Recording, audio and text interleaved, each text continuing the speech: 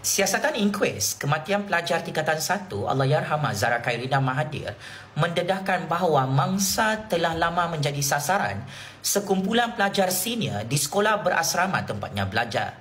Selamat datang ke Suara Dunia, cerita di sebalik cerita. Menurut peguam Ibu Zara, Tuan Muhammad Syarul Niza Muhammad Saleh, saksi ke-30 yang juga pelajar asrama, di blog yang sama memaklumkan bahawa arwah Zara sering menjadi perhatian pelajar senior walaupun dia tidak rapat dengan mereka. Saksi berkenaan memberi keterangan secara in camera di hadapan Yang Arif Hakim Coroner Tuan Amir Shah Amir Hassan di Mahkamah KK Sabah pada hari Isnin minggu lalu. Saksi ini, dia tidak datang ke mahkamah, dia buat live recording dalam proceeding inquest Zara.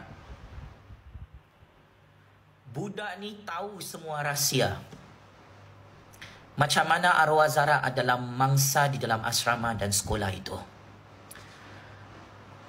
Dan kesilapan pelajar senior adalah ini saksi ke-30, saksi kanak-kanak sangat berani bongkar rahsia.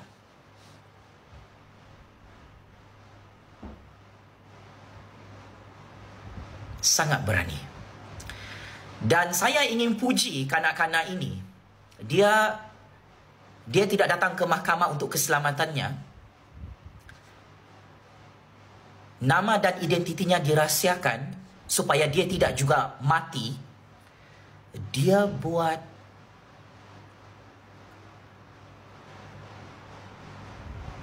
perbicaraan mahkamah secara live video.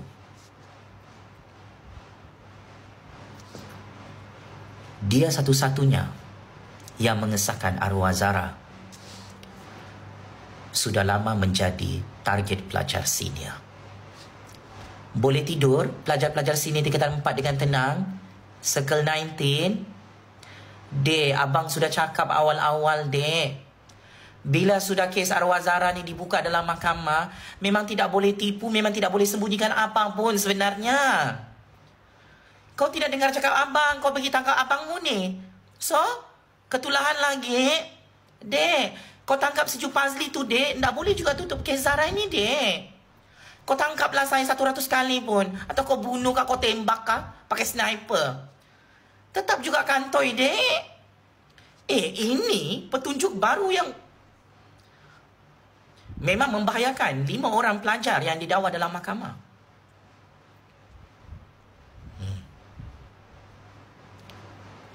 Jadi, saya perincikan semula. Kata saksi tersebut, mereka turut mendengar kabar bahawa pada malam terakhir Zara hidup 15 Julai 2025, arwah Zara dibawa masuk ke sebuah bilik asrama, dimarahi serta dimaki oleh pelajar lain berhubung tuduhan mencuri barang.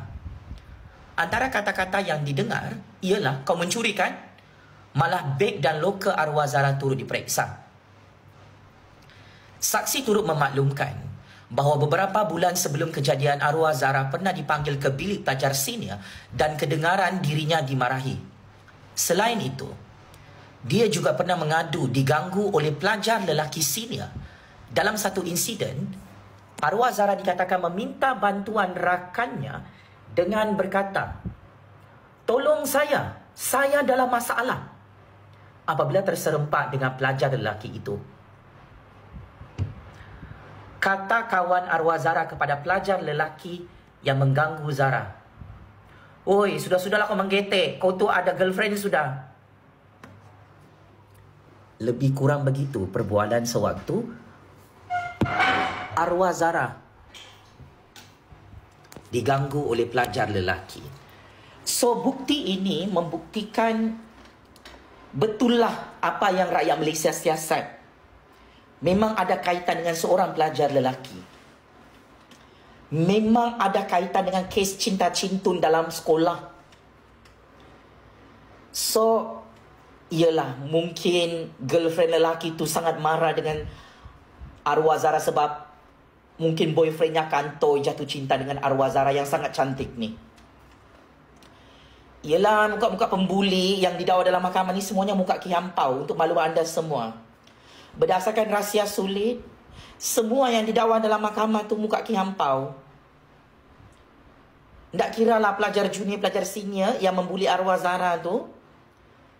Ya Allah, muka ikan belawis.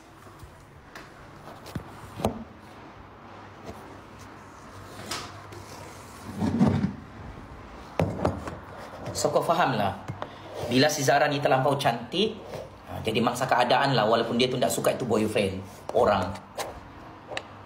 Justice for Zahra. Terima kasih kerana menonton Suara Dunia. Jangan lupa untuk subscribe. Kita jumpa dalam cerita yang seterusnya.